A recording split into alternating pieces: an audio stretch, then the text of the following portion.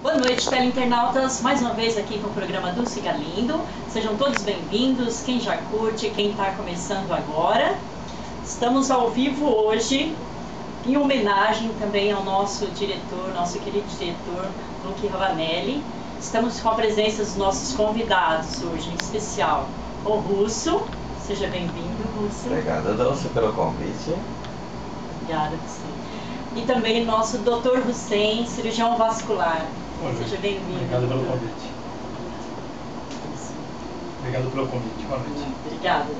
Estamos também com a nossa amiga, diretora Liliana. Seja bem-vinda. Boa noite a todos, boa noite ao Russo, nosso grande amigo aqui, ao Dr. Hussein, que vai abordar um tema super importante aqui, que a causa, né, de toda tudo que aconteceu com o Luque. Obrigada, viu, por ter feito esse programa que eu havia pedido para você, até para as pessoas poderem ter mais informações sobre o assunto. Vai ser super importante para todos nós. Com certeza, com certeza. E todos que quiserem tirar suas dúvidas, tá? Podem enviar suas perguntas pelo site da TV. E também estamos online pelo Facebook, tá? Programa Dulce Galindo. E também Twitter da TV. Não, hoje não. Então hoje só pelo Face e pelo site da TV, tá, gente? Vocês enviem suas perguntas, daqui a pouco o doutor estará respondendo as dúvidas e o Russo também, tá? Atendendo aos pedidos. Bom, então vamos começar com uma pergunta aqui que não quer calar, né, doutor? Que todo mundo tem dúvidas, quer saber sobre o que seria a TVP, trombose venal profunda. A TVP, na verdade, é a sigla do que a gente chama de trombose venosa profunda. Ela é profunda porque acomete os vasos do sistema venoso profundo, então por isso profunda. E a trombose venosa profunda nada mais é, bom, de forma geral, trombose é um entupimento de um vaso, seja esse vaso uma artéria ou uma veia, por um coágulo. Neste caso, na trombose venosa profunda, o vaso acometido é uma veia, então daí o nome trombose venosa profunda. Então, é um vaso, é uma veia que se entope por um coágulo. Isso basicamente é o que é a trombose venosa profunda. Há suas complicações, né, que a gente deve discorrer durante o programa. Sim, e por que ela causa tanta morbidade? De verdade, a trombose venosa profunda, ela tem alta morbimortalidade. Morbidade e mortalidade, né? Porque o grande problema da trombose venosa profunda é que cerca de metade dos casos são assintomáticos, são subclínicos, então não se faz diagnóstico. Hoje a gente escuta muito pouco, mas outrora a gente escutava muito assim: nossa, ele estava ótimo, o médico passou, deu alta, estava no banheiro e morreu lá. Habitualmente era trombose venosa profunda e não se fazia diagnóstico. Achava-se que tinha morrido do coração ou de outras complicações, era a trombose venosa profunda que tinha evoluído para a embolia pulmonar, que é a forma mais dramática de complicação da trombose venosa profunda, que foi o que acometeu o nosso amigo. E quais são os fatores de risco, sintomas, sinais, assim, que as pessoas têm que ficar? Quando há sinais e sintomas, os sinais e sintomas mais frequentes são a dor e o inchaço, de início insidioso, né? É uma dor que começa devagarzinho, vai aumentando de intensidade. O inchaço também vai acontecendo paulatinamente, um aumento paulatino. Essa perna vai inchando, não há uma perda funcional, a menos que haja uma trombose, né, de uma veia muito grande, né? E aí pode até haver uma perda funcional desse membro, que acomete território arterial também, mas aí é uma outra história. Basicamente uma dor, um inchaço, um endurecimento da panturrilha especialmente, porque o local mais acometido é o membro inferior mesmo, né? Não obstante o fato de haver trombose venosa profunda em membros superiores, né? É muito menos frequente. Eventualmente um aumento de temperatura na fase inicial, e quando acomete a artéria, então diminuição da temperatura. Possivelmente, pelo que eu escutei aqui de bastidores, é o que aconteceu com o nosso amigo. Você quer comentar como que foi que ele começou a sentir os sintomas? Assim, o que mais me preocupou assim foi, na verdade, assim, eu chegar no hospital e os médicos perguntarem assim: ele tem algum problema do coração? E ele nunca tinha apresentado nenhum tipo, nada, nenhuma dor no peito, nada, em 10 anos que eu vivi com ele, né? E a única coisa a única coisa que ele teve nesses 10 anos foi um problema renal, só que é uma coisa até inclusive da mãe dele, né? Mas assim, assim, a minha dúvida é, por que a primeira pergunta que eles fizeram os médicos para mim, por que ele tinha problema no coração? É porque, na verdade, pelo que eu entendi, a dor era lancinante, era uma dor muito forte, né? E essas dores muito fortes nas tromboses venosas acontecem quando há o comprometimento arterial. Nesse caso, a trombose venosa ela tem um nome específico chamado flegmásia. Flegmásia alba dolens ou cerúlea dolens, que são fases evolutivas da mesma doença, né? A trombose venosa profunda, a flegmásia alba dolens e a cerúlea dolens é a mesma doença em fases evolutivas diferentes. Quando você tem uma trombose venosa profunda de uma veia muito grande, quanto mais proximal, maior o calibre da veia, esse inchaço proporcionado pela trombose venosa profunda pode ser tão grande que compromete a irrigação da perna ou do membro acometido. E o que promove a alteração da irrigação é habitualmente arterial e não venoso. E normalmente, os casos de dor aguda em membro inferior direito, esquerdo, membro superior direito ou esquerdo, são casos de embolia. E as fontes de embolia são o coração. Então, como faltava circulação arterial, a pergunta do colega lá no pronto-socorro, ele tinha algum problema cardíaco? Porque ele estava preocupado em ter se soltado um coágulo de dentro do coração e migrado para a perna. Nossa, então eu vi no seu artigo, doutor, que embolia pulmonar seria a segunda causa de cardiovascular de óbito nos Estados Unidos. Tem uma grande incidência de óbito nos Estados Unidos por conta de embolia pulmonar. Na verdade, a embolia pulmonar nada mais é do que este coágulo que está entupindo a veia sair e migrar para o pulmão. E quando ele migra para o pulmão, ele entope uma artéria, chamada artéria pulmonar, que irriga o pulmão.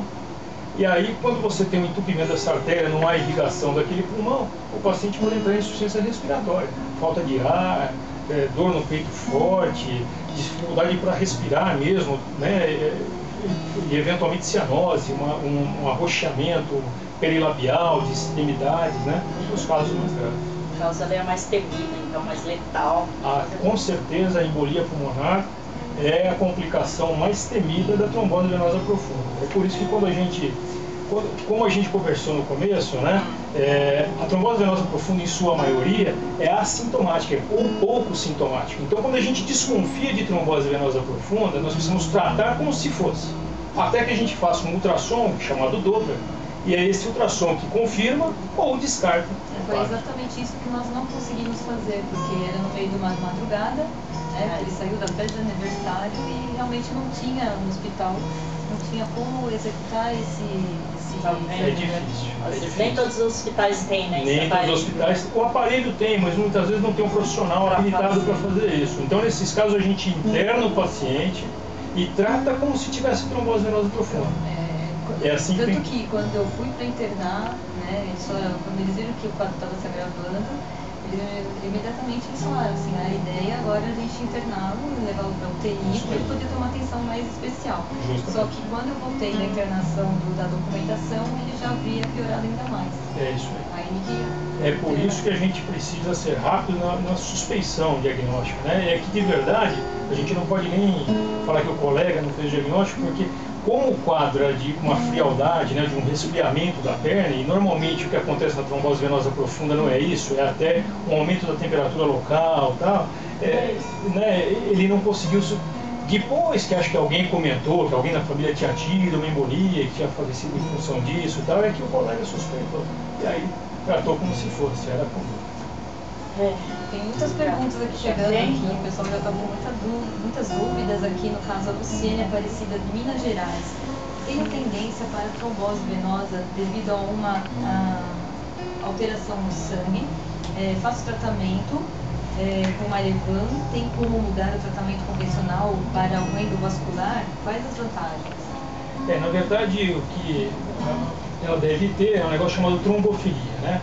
As trombofilias são doenças do sangue, são doenças hematológicas que transformam essa pessoa numa pessoa com maior facilidade em coagulação. Então, os pacientes trombofílicos precisam tomar o Marevan ou qualquer um dicumarínico, que são remédios que afinam o sangue, justamente para que não haja a formação de coágulos. Então, tratamento endovascular para isso não existe atualmente, né? Nem é o escopo.